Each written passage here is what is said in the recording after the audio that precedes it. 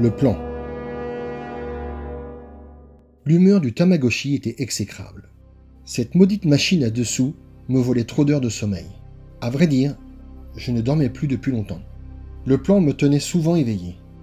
Je finis par jeter le Tamagotchi dans une petite poubelle près de moi. La rame de métro s'arrêta à Kessia Samsung. Des passagers se bousculèrent pour descendre, d'autres pour monter. À cette heure-ci de la matinée, il n'était pas étonnant d'assister à ce spectacle de fourmis s'entassant, se serrant les unes contre les autres, s'emboîtant de force comme dans un mauvais puzzle. Bien, il y a plus de monde que prévu, me dis-je. Soudain, je remarquai une jolie petite fille qui tenait sous le bras la boîte rouge. Elle s'approcha de moi. L'odeur nauséabonde de mon vieil imperméable ne la choqua même pas. Mes dents jaunes non plus, quand je lui rendis son sourire. Elle n'était pas le passeur prévu. J'avais pris sur moi de ne pas me laver depuis plusieurs semaines, repoussant ainsi, avec succès ou non, les passagers trop collants. Le plan ne devra pas être contrarié. L'avenir de la notoriété de notre secte en dépend.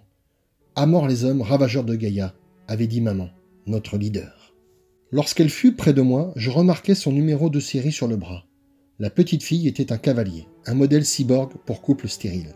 Je vois que vous admirez ma petite boîte, dit d'un ton bienveillant le cavalier. C'est un objet de mon invention. Elle me l'attendit avec pour seul mode d'emploi un on-off sur l'interrupteur. Tu me laisses le temps de sortir. Maman sera triste si elle perd son unique enfant. Sale tas de ferraille, pensai-je. Elle savait très bien jouer sur les mots. Son excuse, directive 5, interdiction d'autodestruction. Quand je pense que maman l'appelle sans cesse ma petite Sophie chérie. La rame s'arrêta une fois de plus. La dernière. Le cavalier sortit. Avec tout l'honneur qui était dû à ma tâche, sans peur et sans regret, je poussai l'interrupteur. Le gaz neurotoxique se répandit dans la rame et sur les quais.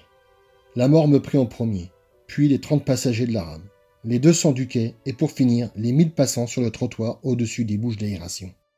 Le cavalier, seul au milieu des cadavres, se dit « Aujourd'hui, maman m'appellera monstre ». Il s'agit d'une nouvelle parue dans le Présence d'Esprit numéro 36.